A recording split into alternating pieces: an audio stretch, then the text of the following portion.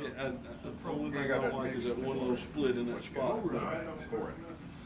Now, I didn't figure it would. I just method for getting, I get a little getting red. Put that's all. That's that stuff. A little bit easier to get red. All right. See, I drove down here. I got up early this morning, 5:30, just to see you do this. Now, well, good. I've got some. I got some ideas floating around in my head. Okay. I may want to become a Picasso or something. You might even move up to Michelangelo. No, I can't. No, that's too much. He gonna be picking. I tell you what, Michelangelo. If you've ever read Michelangelo's history, No. when he did the Sistine Chapel and all that stuff in Rome for the Catholics, they pretty much held him captive. He was pretty much a prisoner. Michelangelo died of what they call melancholy. It's a depression. And they would have him paint the Sistine, the roof and everything, and at night he'd come back and scrape it all off. How you doing, man? How you doing, Mr. Moore? Naked because he was pissed off. Rather busy. He did it to piss him off. Rebellion. Huh? Rebellion. You know, they had him painting them with clothes and robes and stuff like that. He'd go back at night and scrape it all off. Well, what'd they do the next day? It's blocks. Well, it was dry by then. They just had to take it. You don't have to help that. They couldn't kill him because nobody else They can scrape it off and paint it back. Maybe they thought it just changed overnight. But that picture of him, God, with his finger out like that, I forget who he's almost touching. You know, they say he painted it like 20 different times. And he would come back and just, you know. Wow. I just missed you last That's the week one at the the gun blacksmith show. and sandals. I didn't go to the gun show. Man said you was there. I went down there and walked It's around. mandatory. You were here 30 Oh, minutes. that's what I meant. Yeah.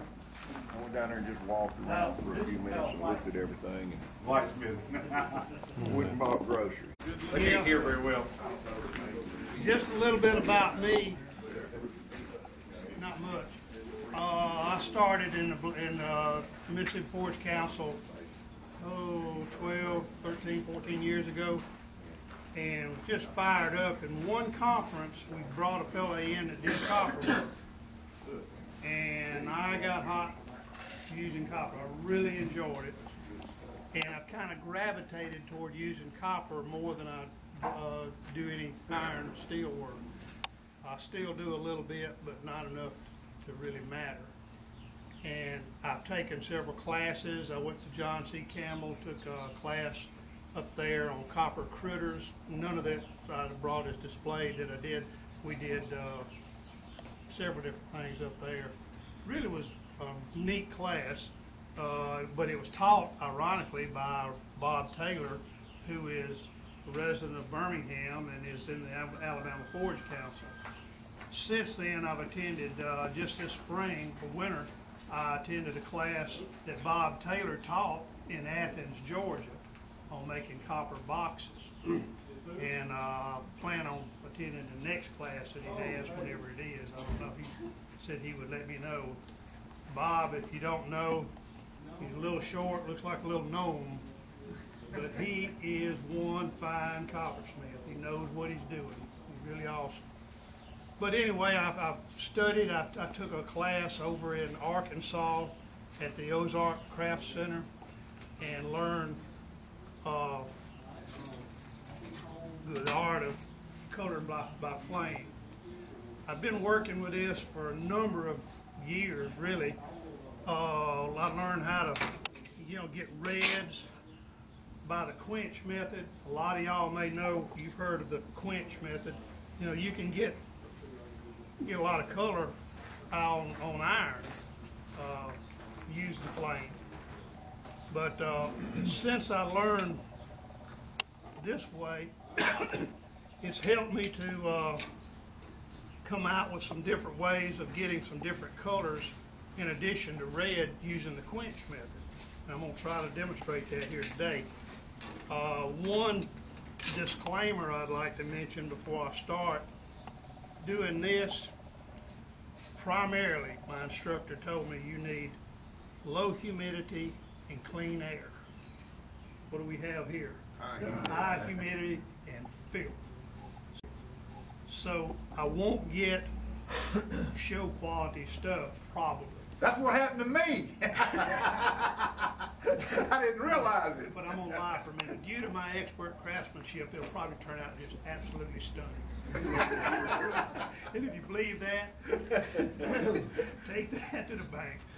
But like that said, I'll start off with coloring these. I made these and cleaned them in the shop yesterday. Sealed them in a bag, so I'm trying to get them as clean as possible before we work. So, How do you clean them?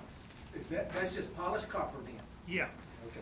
I clean these with,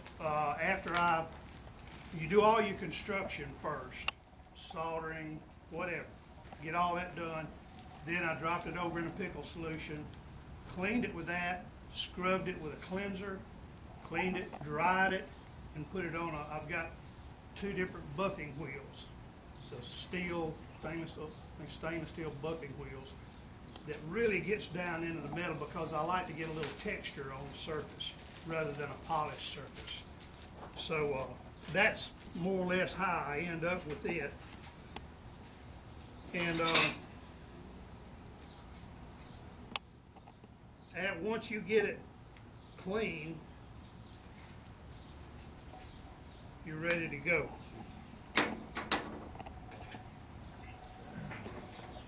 I use on this method, I don't use acetylene. Acetylene is dirty compared to propane. Propane would give you more of a cleaner flame.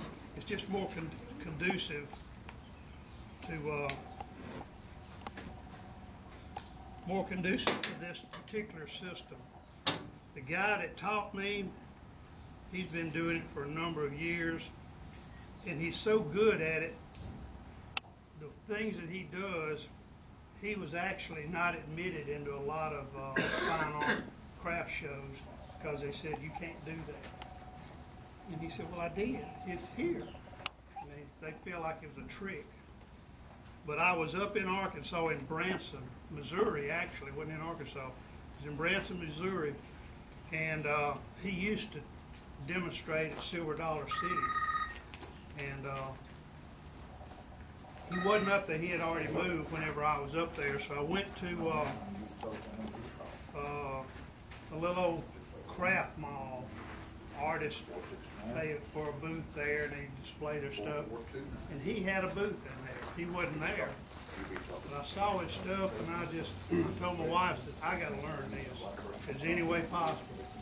And luck would have it, there was a little brochure there on things going on, and it was an article about him that he was going to be teaching a class in Arkansas the very next month.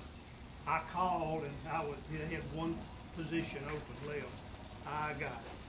So went up there, spent a week with him. He and his wife both do this. So and his wife he's better technically. She is excellent at the artistic side.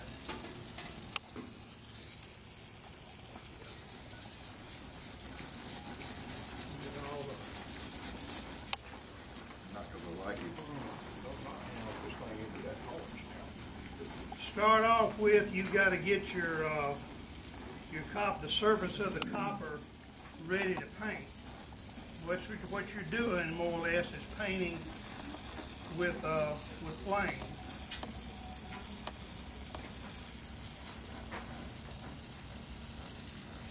You got to get a dark side to it, kind of like a chalkboard.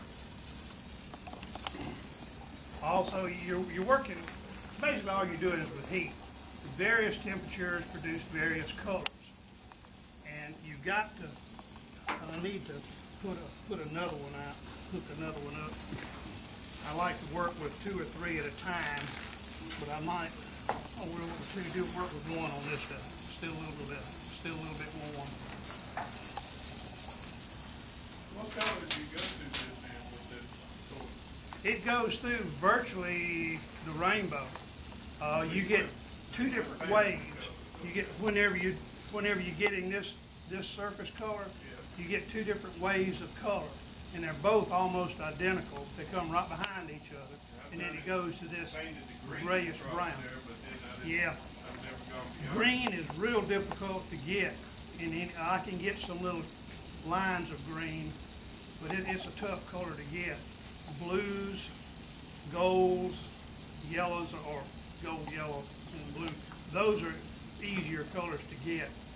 It's just a little bit wider spectrum, but your certain shades of blue and your greens are real difficult to work with. So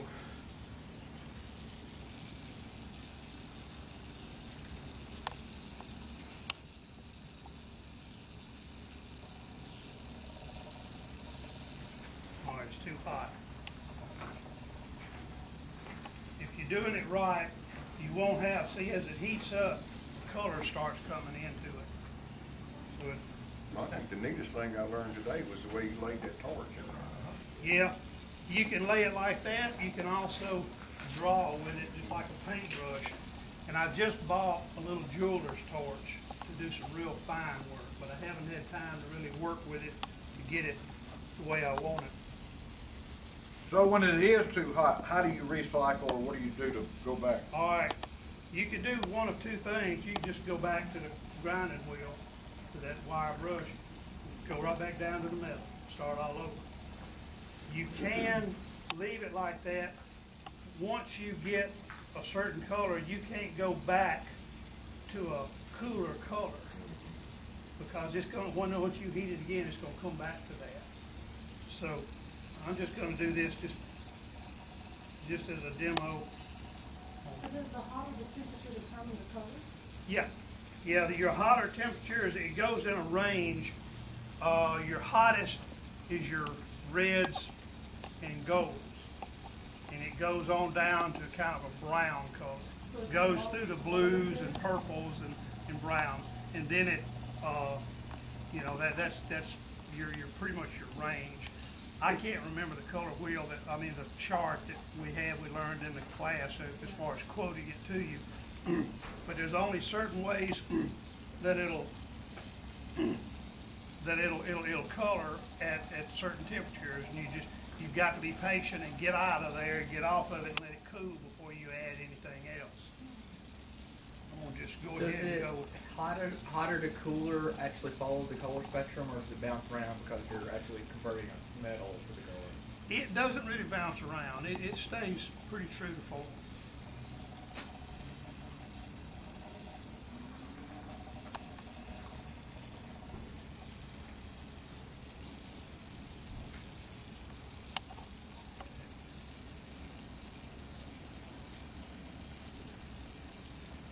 All right, starting to turn on that one.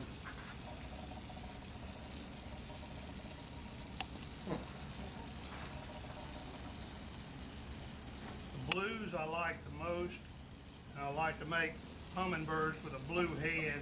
I didn't bring any that have a real true blue head today, but I just picked up a handful. Something else I was going to tell you later, but once you get through, of course, the finish is very important. And the colors tend to brighten and change with the type of finish that you're using. There's one that you've got to use to protect, to seal this in. And then I use a polyurethane after I put on this other type of finish. So you gonna tell us what that is, or you're? In the class at $500 a week, I will teach you what that is. Well, gee, I'm gonna use your knife. I don't get my knife very well. I was kidding. I will get into that in a minute. all you wanted to know was, I better wait. Come here, boy.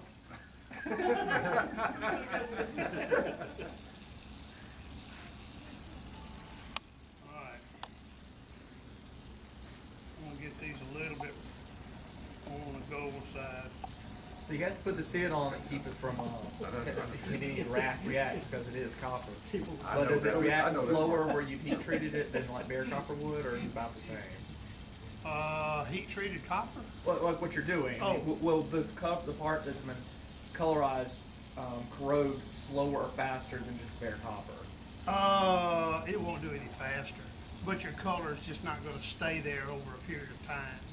You've got to seal that up.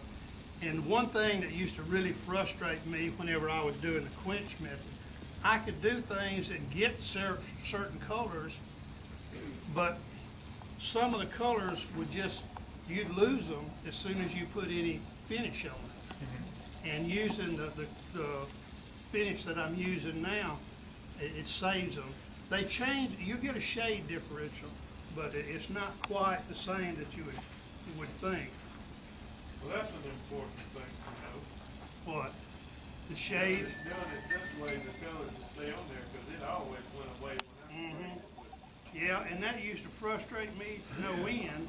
till Well, I- you're dipping your stuff now, I dip a lot of mine, simply because it gives it's a different look, a depth that you don't get just with a spray. Bigger stuff, of course, I don't do a lot of big stuff with this coloring. You're talking the dipping for the fixative, the fixes of color? Yeah, dipping for polyurethane. So if you let it corrode slightly, get the slight green tint to it that way, and then seal it, does that still stay slightly, or does that go away when you? It will, well, depending on what you do, after, if you're gonna put a color finish on it after that, then whatever it is, whenever you put the color on there, we put the finish on there, that's what it's gonna end up staying. But, Because I've seen stuff to like get the green, similar. if you want a natural verdigris green, you're gonna have to wait a while unless you get some animal urine or something like that to get it going. I was just curious because I've seen stuff at craft shows that are similar to this, that are made of copper, that had that green, blackish green color, like it's partially corroded, but it had a sealant on it. Yeah. I didn't know if they were just doing something Yeah. to make it look that way, or. Now, yeah, there's a lot of chemicals you can use that will put that on there and do it quick.